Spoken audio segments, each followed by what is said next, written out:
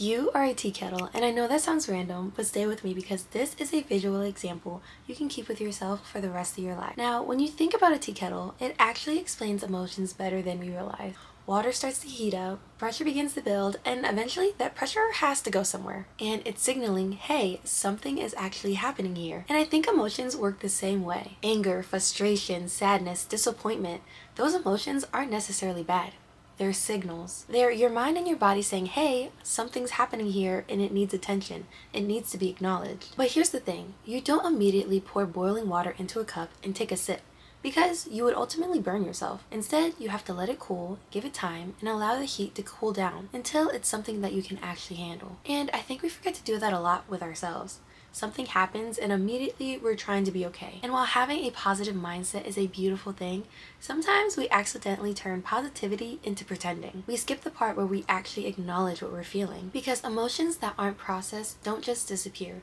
They build, and eventually that pressure has to go somewhere. You've had a bad day, but you tell yourself you're fine. You get hurt and you smile through it because you don't want to be that negative person.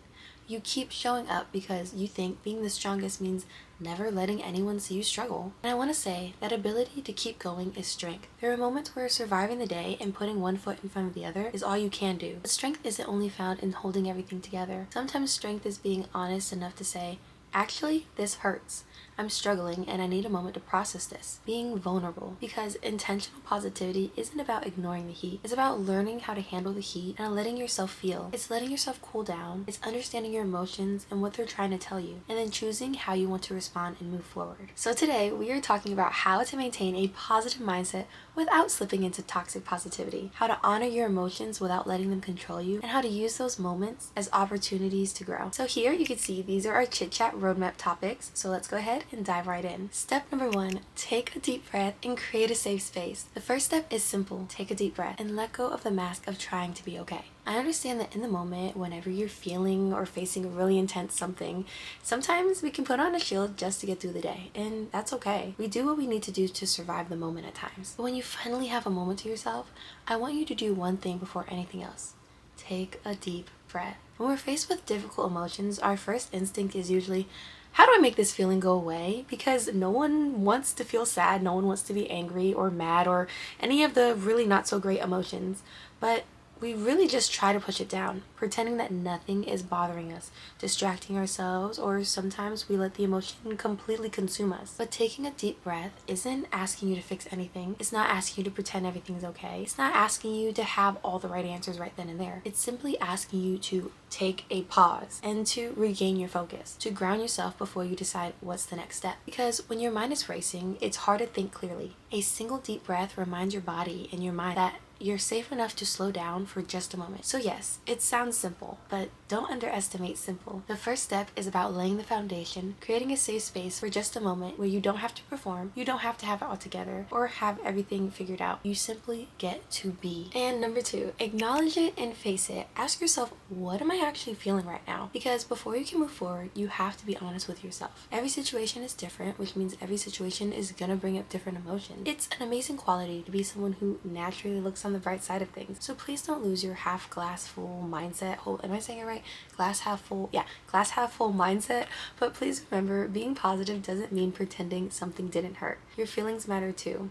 And if you keep brushing them aside, it's like saying it's fine or I'll just get over it. Those feelings don't magically just disappear. They usually just get pushed into the background where they quietly build over time. And sometimes the healthiest thing you can do is just admit it, like, yeah, it really sucked, or I really didn't like that. And sometimes just naming it makes you just feel so much better, because it's giving yourself permission to acknowledge what happened and how you're feeling. And it's not negativity, it's just honesty. It creates a space to understand yourself better instead of bulldozering over your own emotions. Just to get to the positive part, and once you've acknowledged how you genuinely feel, you can process what happened with a clearer mind. Because that's when positivity actually becomes a choice instead of a mask. You might be saying something like, that really hurt and I didn't like what happened, but now I get to choose to move forward because I'm learning something about myself and growing through it. And now I'm choosing to move forward. And during this part of the process, be completely candid. Free with yourself to say and feel however you want to. Let what needs to be said, said. Free yourself by getting it out of your mind so you can understand what's actually going on up there. But for a second, do you see the difference? You're not lying to yourself. You're not pretending it didn't happen. You're simply refusing to let the situation make the decision for you. Real positivity isn't about ignoring your emotions. It's about acknowledging them and learning from them, and then deciding what do you want to do next. And number 3, don't rush to fix it. Not every emotion needs an immediate solution, and sometimes I think we put so much pressure on ourselves to be okay as quick as possible that we forget that healing isn't something that you just get to check off a to-do list. Like, it's going to require some time and attention, because some situations are going to leave wounds and they're going to need some healing before they can leave a lesson. Take a breakup, for example. Breakups suck. You're not only grieving the relationship, you're grieving the future you thought you were going to have with this person. You're learning how to detach from the memories and the routines and the version of the life you pretty much essentially pictured for yourself, and you're letting go of that version of you. And depending on what happened, maybe they cheated, maybe they left, maybe they didn't treat you the best, or simply you guys weren't aligned and you guys had to say goodbye to each other. No matter how it ended, it still affected you in some sort of way. And that's not something that you just heal from overnight. And this is not a breakup video, but that's just one example.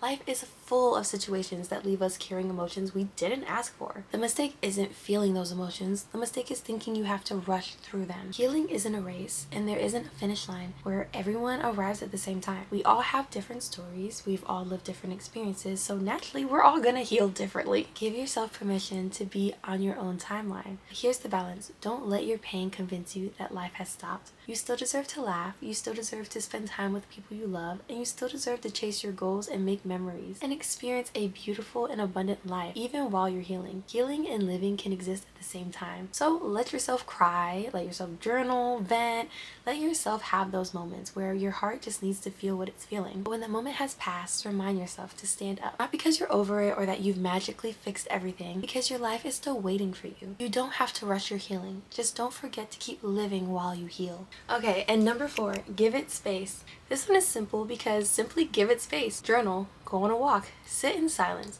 Whatever is going to help you slow down, do that, because we all need a breather. It's almost like, have you ever jumped into a pool, like a freezing cold pool? The second you hit the water, your whole body tenses up and it's like in shock. You can't help but really think about anything else because your body's like trying to adjust to the freezing cold water.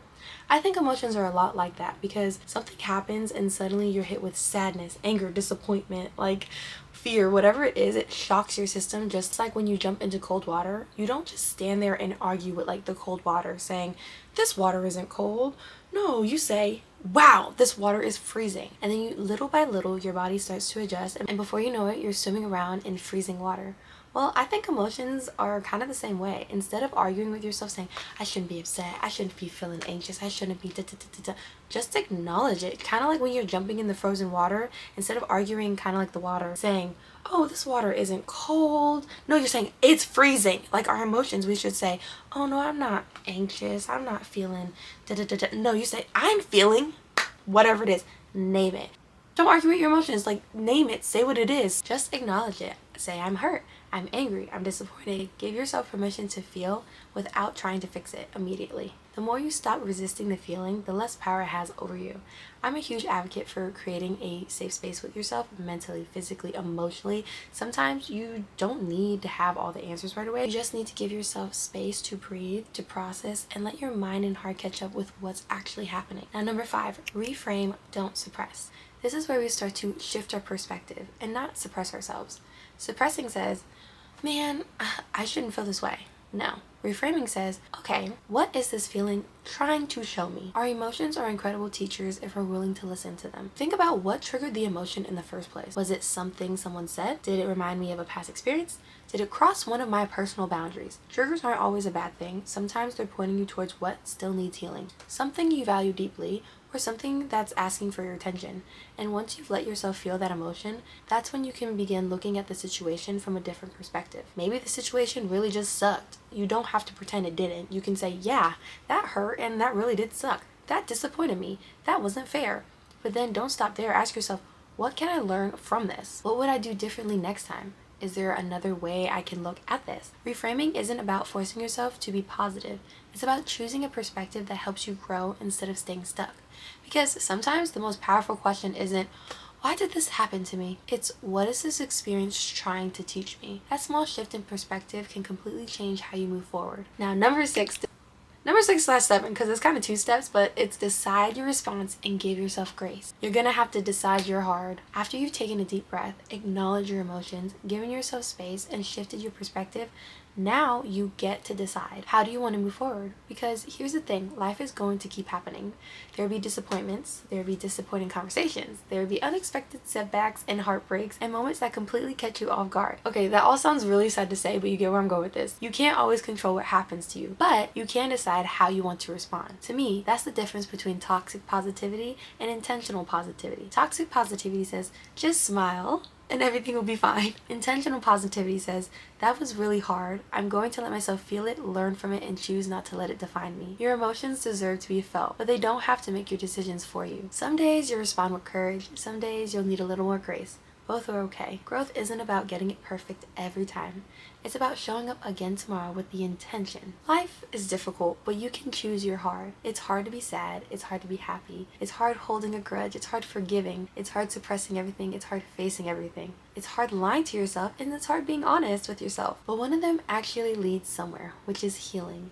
And choosing to show up for yourself and learning how to shift your mindset in a way that supports you instead of silences you is a beautiful step that creates a healthy mind and life. And the great news is that you can decide your response and how you decide to show up. And I also want to say, I'm so proud of you if you've been the person who keeps showing up and who is carrying a lot behind the scenes, who still chooses kindness even on the days that feel heavy. I want you to know that I see you. Being a positive person doesn't mean that life is always going to be easy, and sometimes the biggest strength is hidden behind the smile. And I personally like to call us like smiling soldiers, because sometimes the smile isn't because life's perfect, but because we choose to keep going anyways. Just know I'm giving you the biggest air hug through this camera, and that the next time you feel overwhelmed by your emotions, I hope that you remember the tea kettle. Remember, the goal was never to pretend that the water wasn't hot. The goal was to understand why the water started boiling in the first place. Pour out what you've been carrying to give yourself time to cool down and choose what you do next. Because sometimes what once felt like it was going to burn you can actually become something that you sip on and enjoy. And I hope you heard what I did there. See the tea kettle analogy? It's so cool. But anyhow, you get to learn from it, you get to grow through it, and you get to sip the tea that came from a season you thought was going to burn you. And I want to thank you so much for spending time with me. And if you have any video topics you'd love for me to chat, please leave them below. And I will see you guys all in the next one. Bye, y'all.